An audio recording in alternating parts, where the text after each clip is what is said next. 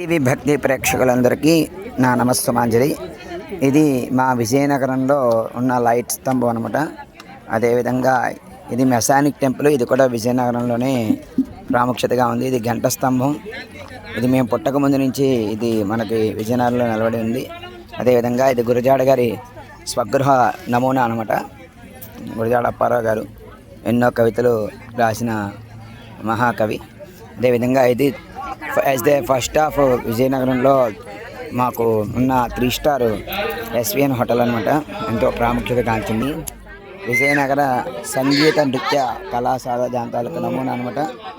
ఇది ఈ నమూనా ఇలా ఉంటుంది. మాకు సంగీత కళాశాల కూడా ఈ విధంగా ఉంటుందన్నమాట.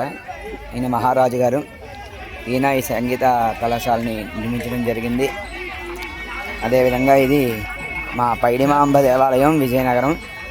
మేము చూశారు కదా, పైడిమాంబ దేవాలయం తాలూకా నమూనా.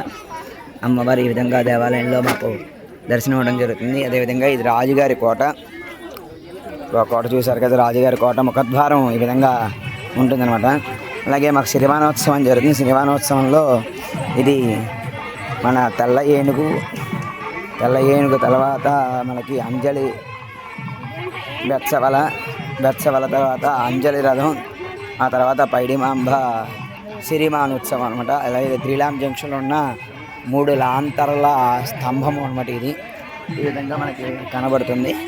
అదేవిధంగా ఇది మారుతి భక్త మండలి అనమాట. ఇది చూసారు కదా, అదే గుంచి దరి అంటారు విజయనగరంలో.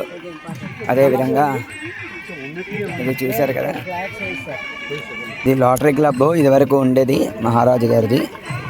ఓపీ ఇక్కడ 10 రూపాయలు మాత్రమే ఉండేది ఓపీ. అలాగా అందరికీ కూడా మొత్తం జనాలందరికీ సేవ చేసేవారు. ఇది మహారాజా సంస్కృతి కళాశాల విజయనగరం. ఎంతోమంది ఇక్కడ చదువుకుని ఎన్నో విధాలైన వాళ్ళ స్థాయిలో ఉన్నారు. అందరూ కూడా ప్రిన్సిపల్స్గా, టీచర్స్గా, అలాగే లాయర్లుగా, లెక్చరర్స్గా చాలా స్థాయిలో ఈ కళాశాలలో చదువుకున్న విద్యార్థులందరూ కూడా ఉన్నారు. అదేవిధంగా ఇప్పుడు మా మాన్యువల్ కూడా ఇక్కడ జరగడం చూపిస్తుంది.